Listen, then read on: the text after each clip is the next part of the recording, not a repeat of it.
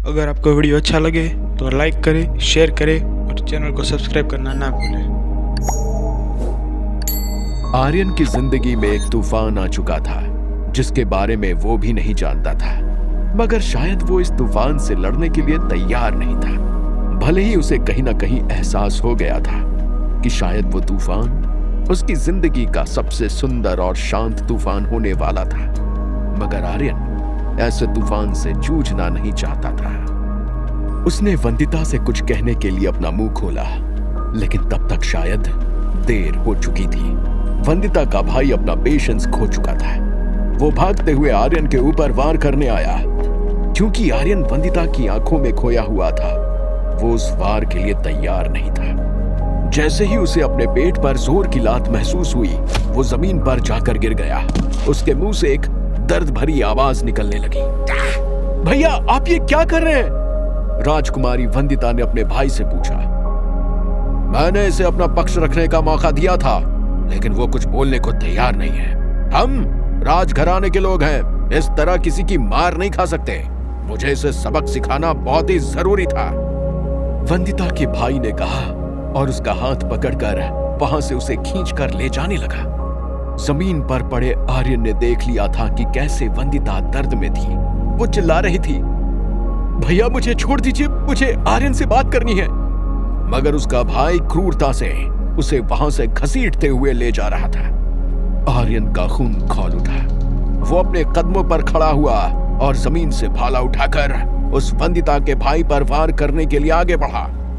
मगर तभी वंदिता ने उसे उनकी तरफ आते हुए देख लिया और लड़ाई को और बढ़ने से रोकने के लिए वो बीच में आ गई। उसे बीच में आते हुए देख आर्यन की आंखें अचंभे से बड़ी हो गई। अगले ही पल उसने अपना भाला तो जमीन पर फेंक दिया, मगर वो अपने आप को नहीं रोक पाया। उसकी तेज रफ्तार के कारण वो वंदिता से जाकर टकरा गया। उनके बीच की टक्कर इतनी ताकतवर थी कि वंदिता के पैर लड़खड़ाने लगे। अगले ही पल वो नदी में गिर गई। उसके मुंह से एक डर भरी चीख निकली। आर्यन अचंभे के साथ अपनी जगह पर फ्रीज हो गया। उसे अपनी आंखों पर विश्वास नहीं हो रहा था। उसे समझ नहीं आ रहा था कि आखिर वो वंदिता को नदी में धक्का कैसे दे सकता है। वंदिता का भाई उसे बचाने के लिए नदी के पास जाकर खड़ा हो गया, मगर उसे तैरना नहीं आता था। नदी का पानी गहरा होने के कारण अगले ही पल वंदिता पानी में डूबने लगी। उसकी चीखें सुनकर आर्यन अपने अचंभे से बाहर आया। उसने तुरंत अपनी शर्ट उतारी और पानी में कूद गया। उसका दिल जोरों से धड़क रहा था। उसके मन में बुरे ख्याल आ रहे थे। वो जानता था कि अभी अभी जो कुछ भी हुआ था उसके लिए वो खुद को कभी माफ नहीं कर पाएगा। वंदिता की आंखें पानी भरने के कारण बंद हो गई थी। पानी का बहाव बहुत तेज था, इसलिए कुछ ही देर में वो पानी के बहाव के साथ बहने लगी। मगर आर्यन तुरंत उसके पास पहुंचा और उसे कमर से पकड़ते हुए डूबने से बचा लिया। मगर वंदिता बेहोश हो चुकी थी। आर्यन अपनी पूरी ताकत लगाकर उसे नदी के किनारे तक ले आया। आर्यन की भी सांस फूल रही थी। उसने तुरंत वंदिता को जमीन पर लिटाया। उसने देखा कि वंदिता बेहोश हो चुकी थी, इसलिए उसने तुरंत वंदिता के सीने पर दबाव देना शुरू कर दिया।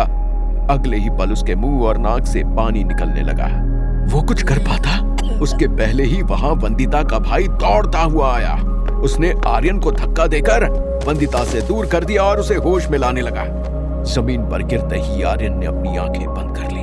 उसने आज तक न जाने कितने अपनों को जान खोते हुए देखा था, मगर आज तक उसका दिल इस तरह से नहीं घबराया था।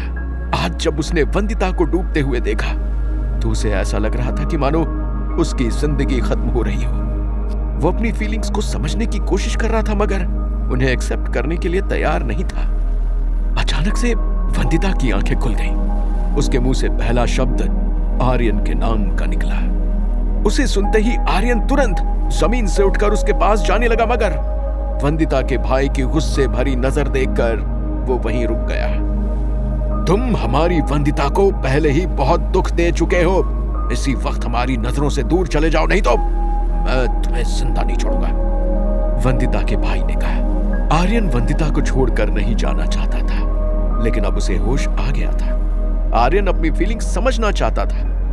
बिना उन्हें समझे वो राजकुमारी वंदिता से कोई भी बात नहीं करना चाहता था। इसलिए उसने मुड़कर जमीन से अपना भाला उठाया और आखिरी बार मुड़कर वंदिता को देखने के बाद वहां से चला गया। वंदिता के भाई ने उसे जमीन से उठाया और अपने साथ वापस राजमहल ले जाने लगा। दरअसल वो आदमी कोई और नहीं बल्कि वंदिता का एकमात्र कजन सूरज था। सूरज और वंदिता बचपन से ही बहुत करीब थे। दोनों के ही कोई भाई बहन नहीं थे, इसलिए वो एक दूसरे को ही अपना सगा भाई बहन मानते थे। आर्यन ने जब उन्हें नदी के किनारे साथ बैठे देखा था तो उसने उनके रिश्ते को गलत समझा था, मगर इस वक्त आर्यन कुछ और सोचने की सिचुएशन में नहीं था। उसका मन बहुत ही विचलित था। वहीं दूसरी तरफ जब सिद्धांत वंदिता को बचाने के लिए नदी के किनारे पहुंचने वाला था, तभी उसकी टक्कर जयंत से हो गई थी। जयंत जो कि वहां पर इसलिए आया था क्योंकि वो आर्यन को वंदिता को मारते हुए देखना चाहता था। सिद्धांत ये उसकी आंखों में देख सकता था। वो जानता था कि अगर जयंत भी वहां पहुंच गया तो और भी दिक्कत हो जाएगी, इसलिए वो तुरंत अदृश्यता से बाहर आया और अपने मुंह पर बंधे कपड़े को खोलते हुए वो जयंत से बोला, अरे भैया, आप यहां क्या कर रहे हैं? जयंत अपने सामने आर्यन को खड़ा देख चौंक गया था। उसे लगा कि वो पकड़ा गया है, इसलिए वो तुरंत बोला, मैं तो बस यूं ही यहां आया था। मगर सिद्धांत सच जानता था, इसलिए वो आर्यन की टोन में बोला, भैया, मैं आपको बचपन से जानता हूं। मुझे मालूम है कि आप यहां पर इसलिए आए हैं ताकि आप मुझे लड़ते हुए देख सकें, लेकिन अगर आपने मुझे ये मकसद दिया है तो आपको मुझ पर विश्वास भी करना होगा। आप वापस अड्डे पर जाइए, मैं कुछ ही देर में वहां आता हूं। सिद्धांत ने पूरे कॉन्फिडेंस के साथ कहा। उसे डर था कि कहीं जयंत को उस पर शक ना हो जाए, मगर जयंत खुद पकड़े जाने के डर के कारण घबराया हुआ था, इसलिए उसने अपना सिर हाँ में हिलाते हुए कहा, अरे आर्यन, ऐसी बात नहीं है, मुझे तुम पर पूरा भरोसा है। इतना कहकर उसने अपने कदम पीछे लिए और वापस आर्यन के अड्डे की तरफ बढ़ गया। उसे जाता देख सिद्धांत ने एक चैन की सांस ली। वो तुरंत दोबारा से अदृश्य हो गया और नदी के किनारे जाने लगा, मगर उसने वहां पर जो कुछ भी देखा उसे देखकर उसके पैरों के नीचे से जमीन खिसक गई। राजकुमारी वंदिता जमीन पर बेहोश पड़ी हुई थी, उसकी सांसें भी मध्यम हो चुकी थी। आर्यन बाजू में जमीन पर लेटा हुआ था और कोई अनजान व्यक्ति वंदिता की जान बचाने की कोशिश कर रहा था। सिद्धांत लंबे कदमों के साथ उनके पास पहुंचा, लेकिन तभी उसने एक चैन की सांस ली। राजकुमारी वंदिता होश में आ गई थी। सिद्धांत ने मुड़कर आर्यन की तरफ देखा। उसने आर्यन की आंखों में एक अजीब सी दुविधा देखी, जिसे देखकर वो चौंक गया। उसे लगा था कि आर्यन दोबारा से राजकुमारी वंदिता पर वार करेगा, लेकिन वो सर झुकाकर वहां से चला गया। सिद्धांत वंदिता को सब कुछ सच सच बताना चाहता था, मगर इस वक्त वो बहुत ही नाजुक हालत में थी, इसलिए वो वंदिता और उस अनजान आदमी का पीछा करते हुए राजमहल पहुंच गया। वहीं दूसरी तरफ आर्यन भारी दिल के साथ अपने अड्डे पर जाने की बजाय पहले शराब खाने पहुंच गया। उसने वहां बैठकर न जाने कितनी बोतल शराब पी ली, क्योंकि वो कुछ देर अपने मन को शांत करना चाहता था। वो मन जो उसे राजकुमारी वंदिता को खतरे में डालने के लिए बार बार कोस रहा था। नशे में धुत वो रात के अंधेरे में अपने अड्डे पर पहुंचा। जयंत उसका इंतजार कर रहा था। वो आर्यन के मुंह से खुशखबरी सुनना चाहता था। आर्यन ने जैसे ही अंदर कदम रखा, उसके पैर लड़खड़ा गए और वो गिरने से बच गया, क्योंकि जयंत ने उसे संभाल लिया था। ये क्या है? क्या तुम हमारा मकसद पूरा होने की खुशी अकेले ही मना कर आए हो? जयंत ने आर्यन से पूछा। तब आर्यन के चेहरे पर एक दुख भरी मुस्कान आ गई। वो अपनी जगह पर बैठते हुए बोला, आप खुशी की बात कर रहे हैं? यहां मेरा दिल भावनाओं के तूफान में बह रहा है, आर्यन ने दुख भरी आवाज में कहा। उसकी बात सुनकर जयंत कंफ्यूज्ड हो गया। उसकी भौहें सिकुड़ गईं और वो बोला, ये तुम क्या बक रहे हो? तुम अपने मकसद में कामयाब हुए कि नहीं?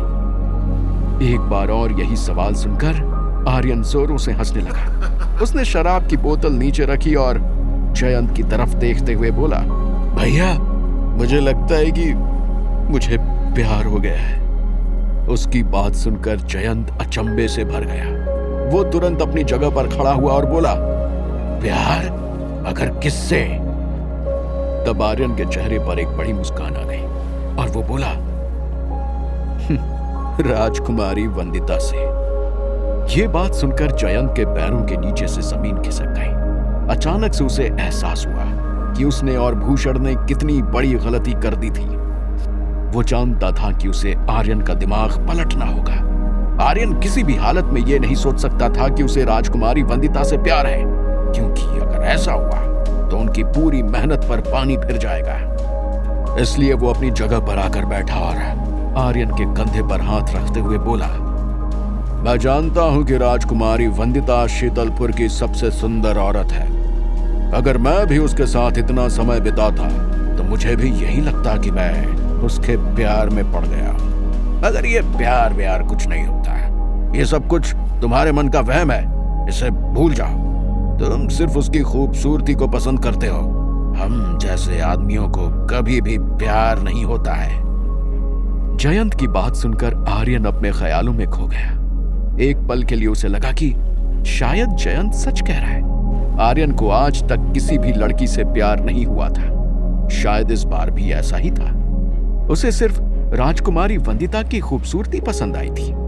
आर्यन को अपने सामने बैठा देख जयंत अपने गुस्से को संभाल नहीं पा रहा था। उसे लग रहा था कि वो इसी वक्त आर्यन का काम तमाम कर दे, मगर वो जानता था कि ऐसा करना आसान बात नहीं है। आखिरकार राजकुमारी वंदिता को अपने रास्ते से हटाने के लिए उन्हें आर्यन की जरूरत है। इसलिए उसने अपने गुस्से की कड़वी घूंट को पी लिया। वो समझ गया कि उसे अब आर्यन पर नजर रखनी होगी, क्योंकि एक बार दिल में भावनाएं जाग जाएं, फिर उन्हें रोक पाना आसान बात नहीं है। वो अपनी तरफ से पूरी कोशिश करेगा, मगर उसे अब ध्यान रखना होगा। यही सोचकर वो आर्यन के टेंट से बाहर निकल गया। वही आर्यन को इतने नशे के बाद भी पूरी रात नींद नहीं आई। वो हर एक पल राजकुमारी वंदिता के बारे में ही सोचता रहा, मगर अचानक से उसे एहसास हुआ कि राजकुमारी वंदिता के बारे में सोचते वक्त वो बहुत सारी दूसरी बातों को भूल जाता था। वो ऐसा नहीं बनना चाहता था। उसे दुनिया का सबसे ताकतवर आदमी बनना था। इसलिए उसने प्रण लिया कि वो राजकुमारी वंदिता को अपने दिल से निकाल देगा। वहीं दूसरी तरफ सिद्धांत वंदिता के कमरे में मौजूद था। वो वंदिता को सब कुछ सच बताने के लिए तैयार था। उसने मौका देखकर सच बताने के लिए अपना मुंह खोला। क्या होगा आगे? क्या सिद्धांत वंदिता को सब कुछ सच बता देगा? क्या वो उसकी बात पर विश्वास करेगी?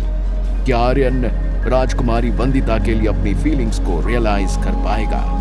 जानने के लिए सुनते रहिए।